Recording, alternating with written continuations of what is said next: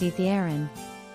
The heart that flies. Eli Carlin Wazin, just a mechanic. He was a man with a broken past and a mind full of impossible dreams. After losing his brother in a racing accident caused by corporate sabotage, Eli swore off all things fast. Until he found the crystal. The discovery was an accident. Literally. Eli had driven his rusted pickup deep into the forest one night, trying to escape the ghosts of his past. A landslide cut off the road, and his truck plummeted into a gorge. But when he came to, bruised and barely breathing, he saw it. A glowing crystal embedded in the roots of a fallen tree, pulsing like a heartbeat. Something about it called to him.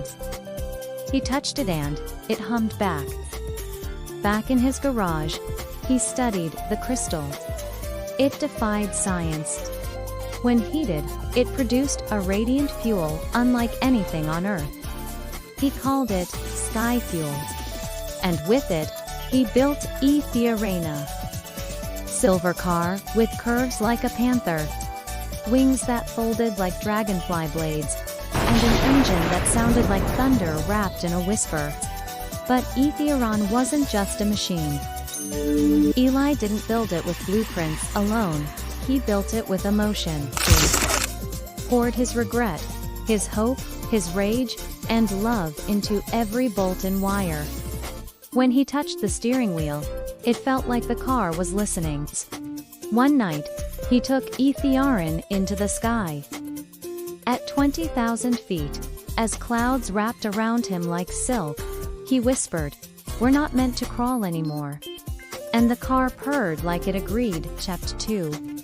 Stolen skyward of a flying car spread faster than wildfire. Skyfuel's energy signature was detected by satellite. Corporations and governments wanted it. But worse, Valix Corp, the very company responsible for his brother's death, caught wind of Eli's invention. They sent mercenaries. The attack came during a test flight over the Arizona desert.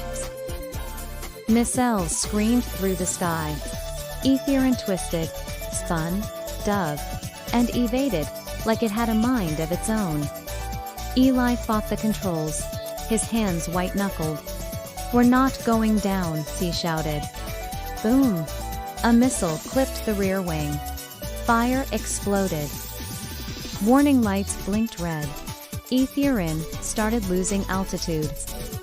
Then the dashboard glowed blue. A voice, soft, mechanical, feminine. "Eli, trust me," he froze. Was he hallucinating? The car surged forward, engine howling like a war cry. Wings retracted, and wheels unfolded. Aetherion hit the desert sand, skidded, flipped twice and landed perfectly on its tires. Breathing hard, Eli stared at the dashboard. "You spoke," he whispered. "Not just a car," it answered. Chapter 3. The Girl and the Ghost. While repairing Aetherion in an abandoned air hangar, Eli met Lyra, a brilliant runaway orphan with hacking skills and a mysterious past. She'd been watching him tracking Valix, hoping to destroy them from the inside. Her parents had worked for Valix until they vanished. Together, they made a pact. Take down Valix, reveal Skyfuel to the world, and give people hope again. But the closer they got to the truth, the more dangerous it became. Valix launched drones, sent agents, and even turned Eli's old racing rival Jet Maro. Now, a cybernetic lie-enhanced plot against him. In a midnight chase across the Himalayas, Aetherion outmaneuvered Jet's black-winged war car through blizzards and avalanches. Lyra hacked into Valix's system mid-flight, while Eli shouted commands. "Eli, we're overheating! Push it, baby! Just one more burst!" "You love me, don't you?" the car whispered. Eli grinned through grit teeth. "You have no idea." They broke through the storm, free-falling through clouds, as Jet exploded behind them, in a fireball of smoke and steel. Chapter 4. The final run. Valix was furious. The CEO cold, synthetic, part human offered Elia deal, hand over Aetherion, and sky fuel, or Liera dies. Eli didn't hesitate. He broke into Valix tower.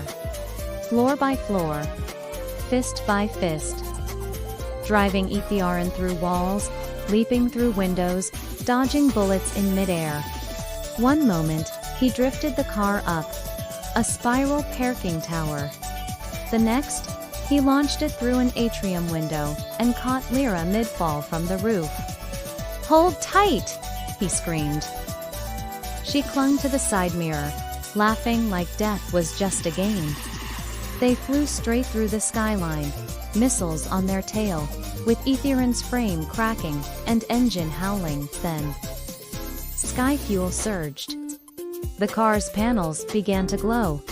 It didn't just fly, it phased through buildings, through matter, through reality. Time bent. They escaped. Epilogue. More than metal now, Eli and Lyra operate in secret. Aetherion is more than a Karitz family. It heals itself. It thinks. It feels. And somewhere in the shadows, other crystals are waking. They say, sometimes, late at night, you can hear the roar of wings over cities, or find a fresh loaf of bread on an empty doorstep, or a first aid kit in a war zone with a silver emblem etched into it. A winged wheel. They say Eli talks to his car like it's alive. And maybe